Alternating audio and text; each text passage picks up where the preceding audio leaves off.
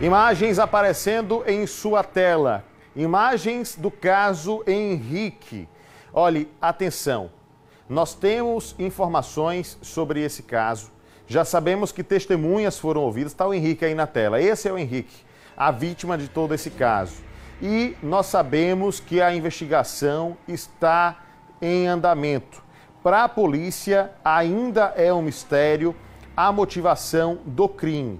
Nós continuaremos falando sobre esse caso e daqui a pouco nós traremos aqui ao vivo o Marcos Couto conversando com um advogado que falará sobre as possibilidades e também sobre quais crimes poderão ser atribuídos e direcionados ao Ícaro, que é apontado como o responsável pelo crime. Inclusive, ele confessou isso à polícia.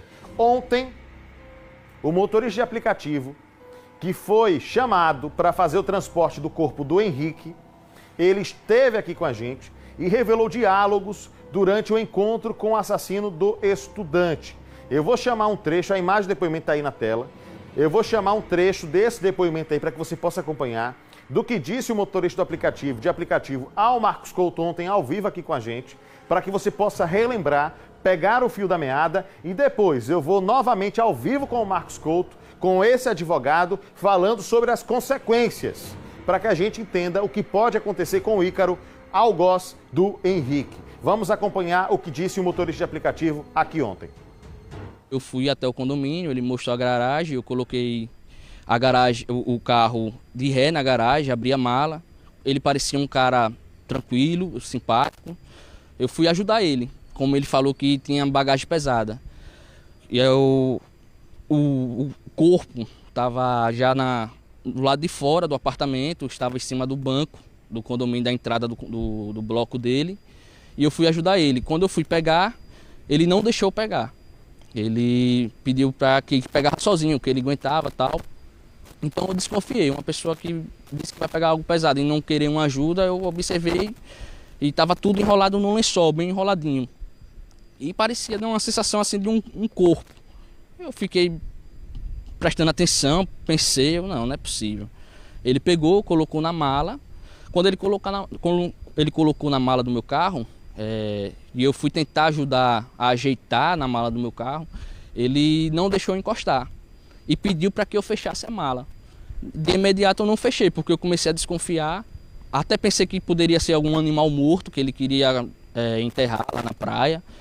Então deixei aberto. Como ele viu que eu estava prestando muita atenção, ele me convidou para que eu subisse no apartamento dele e ajudasse a ele pegar algumas coisas que estavam lá em cima.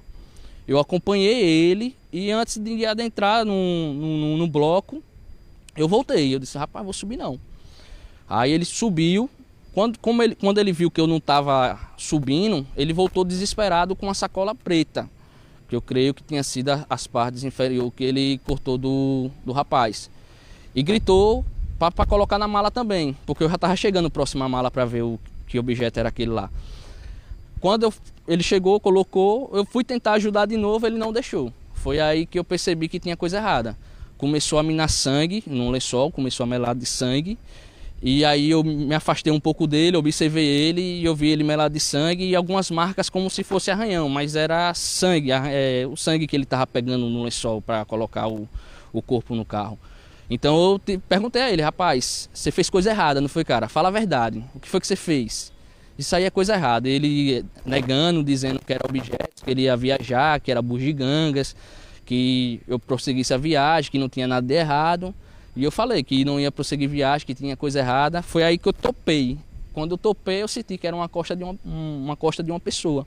E eu falei, isso aqui é um corpo, cara, não faz isso não. Afastado dele, claro, eu queria ficar perto dele. Aí eu falei que não ia prosseguir viagem, que eu ia cancelar a corrida. Aí ele pediu para que eu pudesse prosseguir com ele, eu disse que não. Então eu pedi para ele tirar o suposto bugiganga que ele falou que estava na mala do meu carro. Pedi para ele retirar que eu ia cancelar a corrida. Aí foi daí que ele tirou, colocou novamente lá creio que tinha sido colocado no banco. Entrei no meu carro, saí do condomínio e liguei para o meu pai, que é policial civil, e informei a ele que eu liguei para ele, pai, peguei uma corrida aqui agora e parece que o passageiro queria colocar um corpo dentro do meu carro. Como a gente mora na proximidade ali, meu pai perguntou onde eu estava, eu falei que estava no condomínio, em frente ali o G. Barbosa, ele falou que ia segurar lá, que ele ia lá. Que ele ia ver realmente e fazer a prisão, efetuar a prisão. Muito bem, tá aí um trecho para que você possa entender toda essa história. É uma testemunha ocular que acompanhou toda essa cena, motorista de aplicativo, que falou ontem para nós aqui com exclusividade. E agora eu vou com o Marcos Couto ao vivo, porque o Marcos Couto vai trazer as atualizações desse caso e também vai conversar com um advogado que vai falar das consequências jurídicas, penais, que podem pesar sobre o Ícaro, que é o suspeito, o investigado, confesso, do crime. Ele confessou o crime à polícia. É importante que a gente frise o seguinte, e aí eu quero que você entenda isso comigo. Nós temos uma cena de crime, nós temos um indivíduo preso na cena do crime, com os objetos utilizados para a prática desse crime, mas dentro do ambiente jurídico, até que ele seja condenado, ele ainda é considerado um suspeito. Agora investigado, porque ele está sendo investigado pela polícia. Caso a polícia decida indiciá-lo, no caso, dar um relatório final do inquérito policial dizendo que ele cometeu um crime, ele passa a ser indiciado. Se o Ministério Público denunciar ele à Justiça, pegar o inquérito policial e oferecer denúncia, ele passa a ser um denunciado. Se a Justiça acolhe, aí a Justiça acolhendo, ele passa a ser réu de um processo. Então, por isso, esses termos eu quero que você entenda comigo. Marcos Couto com a gente agora vai contar, portanto, as atualizações desse caso e vai trazer também as informações, junto com o advogado, de consequências que podem pesar sobre o Ícaro. Marcos, boa noite, amigo. Seja bem-vindo mais uma vez. Por favor, fique à vontade. Estamos de volta, sim, Lucas. Boa noite para você mais uma vez. É sobre ainda este caso que chocou a todos nós, principalmente a família do Henrique José. A mãe dele esteve na sede do Departamento de Homicídio e Proteção à Pessoa, o DHPP, para prestar depoimento. Ela esteve acompanhada de advogados e de familiares. Ela conversou com o delegado que está à frente do inquérito policial e depois retornou para sua residência. E referente à investigação, de acordo com as primeiras informações que chegam para a nossa produção, é que esse inquérito pode ser concluído daqui a 9 dias. Enquanto isso, nós iremos conversar aqui com um advogado renomado nessa área criminal. Ele é especialista em crimes de homicídio, o senhor José Carlos, o advogado José Carlos, que está aqui ao meu lado, e é com ele que iremos conversar agora. O senhor, como especialista, qual o primeiro momento que a gente começa a analisar ponto a ponto referente a esse crime, em termos de pena, referente a esse crime que vitimou o Henrique José? Boa noite para o senhor. Boa noite, Marcos Couto, boa noite, Lucas, boa noite a você, público telespectador, que nos acompanha ao vivo aqui do programa Cidade Alerta. Bem, Marcos, tudo agora vai depender das nuances, dos encaminhamentos que direcionarão o inquérito policial, que é presidido pelo Dr. Mário Leone, da 3ª Divisão da Delegacia de Homicídios. Ao primeiro ponto, dando conta das primeiras informações, nós já sabemos que, provavelmente, a motivação foi fútil. Nós já temos uma qualificadora no crime de homicídio. Nós temos a qualificadora do recurso que impossibilitou a defesa da vítima.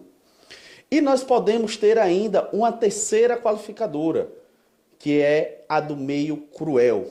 Lembrando, Marcos, que essa qualificadora do meio cruel, para ela ser aplicada, vai depender estritamente do laudo necroscópico pericial. Por quê?